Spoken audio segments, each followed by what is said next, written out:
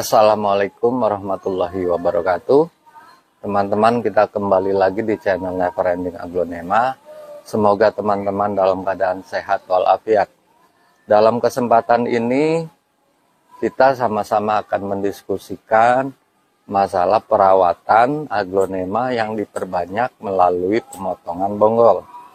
Yang perlu kita ketahui adalah ada beberapa fase atau masa-masa kritis yang harus kita lewati apabila kita melakukan perbanyakan melalui cacah bonggol ya teman-teman. Nah, apabila masa kritis itu kita tidak bisa lewati, itu akan berakibat kepada stucknya pertumbuhan, ya, lambatnya pertumbuhan, bahkan juga bisa kemungkinan terburuknya adalah mengakibatkan bonggolnya menjadi mati. Oleh karena itu, kita akan diskusikan itu bersama-sama bagaimana cara merawat dan melewati fase atau masa kritis dalam perbanyakan bonggol aglonema. Demikian kita akan lanjut setelah intro ini.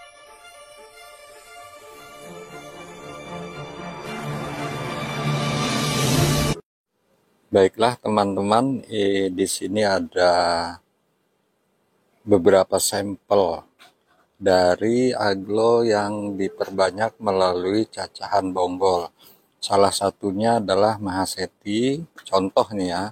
Kemudian ini ada Moonlight Gerhana. Ini pertumbuhannya sih menurut saya udah masih baik ya. Kemudian ini ada widuri putih yang keluar 3 tunas, ya, ada 3 tunas di sana. Kemudian ini ada cacahan golden love ya yang bawa daun pancing. Kemudian ini nggak jelas, belum tahu nih, tapi ini menurut saya ini kritis. Nah, ini yang maksud saya adalah tidak semua ya bisa dikatakan baik, ada saja aglo-aglo yang memasuki tahap-tahap kritis. Ini harus segera diperbaiki, harus segera ditangani. Ya, ini kita sisihkan dulu nih, teman-teman nih. Ya. Kemudian lanjut di sini ada Light of Diamond juga dari bonggol. Ini ada Mutiara Rumpun 2. Ya, jadi ada beberapa tips perawatan yang memang harus ditangani sebelum terjadi seperti yang tadi tuh. Nah, di sini ada Aglonema Jill ya, dari bonggol juga. Ini Hello Kitty, Mutiara. Kemudian ada Jayanti. Nah, ini masih oke. Kemudian ini tadi Widuri Orange. Nah, ini Black Moonlight. Ini juga harus udah minta perhatian nih, ya. Jadi teman-teman, kalau kita bisa lebih teliti lagi, itu kita sudah bisa tahu ya berapa lama medianya misalnya ini sudah belum diganti ya. Karena faktor-faktor yang membuat aglonema itu yang dari cacahan bonggol itu stuck, itu bisa juga dari media yang belum sempat diganti ya, karena pertama potnya nih, ini ukuran pot 8 ya. Ya, kita bisa tahu sendiri walaupun dibantu dengan pupuk slow release, mungkin tingkat keasamannya juga sudah memasuki ambang batas. Jadi dia pertumbuhannya berhenti. Ini juga akan kita sisihkan. Ya, kita sisihkan, nanti kita akan perbaiki. Ya, termasuk yang ini nih. Ini juga menurut saya ini kalau didiamkan ini gagal. Ini akan gagal. Ini juga akan kita pisahkan. Kemudian kita cek yang lain. Di situ ada Juliet ya. Ada Aglonema Cungkok. Rinjani. Nah, Rinjani yang seperti ini nih emang baru diganti nih. Ini medianya baru diganti. Ya.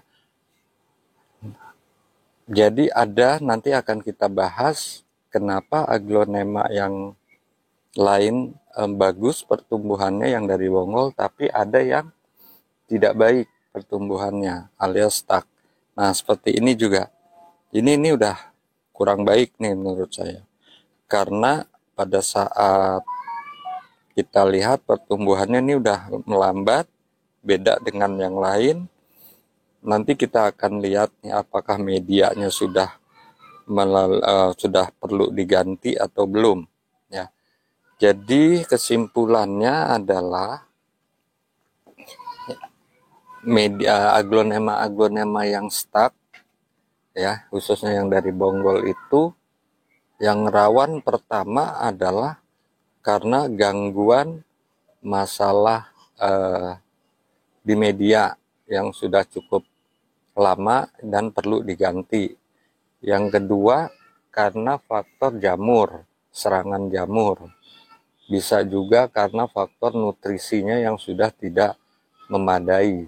Jadi fase-fase seperti bonggolan ini, ya, ini harus benar-benar dijaga. Pertama adalah masalah keasaman media, tingkat nutrisi media, serangan jamur, bakteri, dan lain-lain. Apabila itu tidak kita perhatikan, maka dijamin pertumbuhannya akan tetap melambat, bahkan akan mengakibatkan kematian pada bonggol tersebut. Ya. Ini adalah aglonema hasil sortiran tadi yang saya anggap pertumbuhannya sudah kritis nih. Artinya dia melambat ya. Untung tidak mati gitu. Tapi kalau kita biarkan ya akhirnya begini-begini saja, stuck. Yang pertama yang harus kita lakukan adalah mengganti media. Ya, kita akan bongkar, kita akan cek ya. Ya, memang betul aglonemanya medianya sudah padat nih. Jadi ini udah layak banget untuk diganti. Ya, sudah asam dan terlalu lembab. Jadi pertumbuhannya otomatis terganggu. Nah, untuk yang ini seperti apa kondisinya ya. Jadi walaupun akarnya bagus ya, bukan bagus, cukup, tapi dia tidak cukup untuk melakukan pertumbuhan. Diakibatkan dari media nih. Medianya nih paling lama yang harus diganti adalah setiap 3 bulan. Ya. Nah, ini juga akar bagus sebenarnya. Ya, bonggol besar, akar juga bagus. Ya, tapi kenapa nggak disusul dengan pertumbuhan daun baru? Nah, ini juga faktor dari media yang sudah kadaluarsa, termasuk yang ini nih. Ini bisa dipastikan medianya udah nggak baik. Ya, sudah hitam. Ya, padahal akar bagus. Ya. Jadi untuk teman-teman penggantian media itu ya kita bisa hitung begini deh. Ya, misalnya yang ini. Atau yang ini deh. Ya. Kita pakai pot sekecil ini ya. Ini saya pakai pot 8. Ya, saya pakai pot 8. Dari bonggol pertama kita tanam ya. Ini mungkin dengan kondisi seperti ini udah 2 bulan lebih ya. Kita hitung dari awal mungkin bertunas 1 bulan, mengeluarkan daun 1 bulan, kemudian dia stuck 1 bulan, jadi umur medianya itu sudah 3 bulan ya. Umur media 3 bulan di pot yang sekecil ini memang perlu penggantian waktu yang cukup cepat ya. Jadi waktu 3 bulan itu bisa dijadikan patokan buat teman-teman untuk mengganti media bonggolan. Nah, itu yang pertama. gantilah media bonggolan aglonema per 3 bulan. Terutama bagi mereka yang menggunakan pot kecil. Nah, jadi ini nanti akan kita ganti ke media yang baru, ke 4 pohon ini. Jika kita sudah bisa memahami yang pertama adalah permasalahannya di media, maka yang perlu dilakukan adalah penggantian dengan media baru, teman-teman. Di sini saya sudah siapkan media yang baru nih, ya. Media yang sudah siap pakai, tentunya dengan media yang baru. Media lamanya sudah kita nggak pakai lagi, ya. Kemudian untuk penggantian media ini kita tidak perlu menunggu sampai pohon itu bermasalah, ya. Yang penting adalah per 3 bulan itu penting, ya. Penting, jadi jangan menunggu pohon itu bermasalah dulu kemudian baru diganti medianya dengan media yang baru, ya. Mengganti media yang sudah asam dengan media yang masih dengan media yang baik, ya. Saya di sini salah, ya, artinya di dalam hal 4 pohon ini melakukan suatu kesalahan, yaitu telat ganti media dibandingkan dengan jenis-jenis lain yang tadi sudah saya tampilkan, ya. Jadi ini adalah contoh yang salah, bahwa kelupaan mengganti media, lalai dalam mengganti media yang berakibat kepada stucknya pertumbuhan aglonema tersebut, ya. Jadi untuk penggantian media, sekali lagi jangan menunggu sampai pohon itu bermasalah.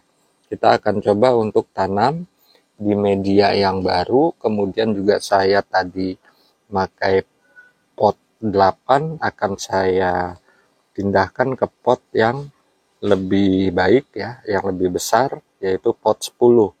Kita cek dulu untuk lubang aerasinya apakah sudah baik, ya. Nah, ini ada yang kurang bagus nih, kita harus bagusin dulu nih, ya. Ada yang ketutup. Nah, ini udah bagus. Kita akan tanam dengan media yang baru. Jangan lupa dikasih dengan pupuk slow release untuk membantu pengadaan nutrisi di dalam media, ya. Ini wajib dilakukan oleh teman-teman per 3 bulan, ya, untuk mengganti media hasil dari cacahan bonggol nih per 3 bulan, ya, untuk menghindari stuck pertumbuhan, ya, untuk menghindari stucknya pertumbuhan. Ini teman-teman kondisinya setelah kita ganti media ke media yang baru dan naik pot 1 size, ya, dari 8 ke 10. Nanti kita setelah ini bisa langsung disiram sampai ngocor. Kemudian teman-teman, di samping faktor telat ganti media, juga ada faktor lain, yaitu masalah serangan jamur. Jadi untuk antisipasi atau untuk pencegahannya, lakukanlah penyemprotan fungisida, bakterisida, dan insektisida secara berkala. Teman-teman silakan atur waktu sendiri yang tepat, ya. Untuk fungisida bisa dibarengi dengan insektisida, ya. Insektisidanya yang mau yang sistemik atau yang non sistemik juga boleh, ya. Karena itu untuk menghindari jamur dan serangan bakteri, ya. Seperti contoh lain, ya, faktor-faktor yang membuat pertumbuhan aglonema menjadi kritis adalah karena faktor serangan jamur. Contohnya seperti ini, ya. Ini ada bekas serangan jamur, ya, yang mengakibatkan rontoknya 1 daun, ya. Kemudian ada lagi seperti ini, ya. Ini 2 daun menguning.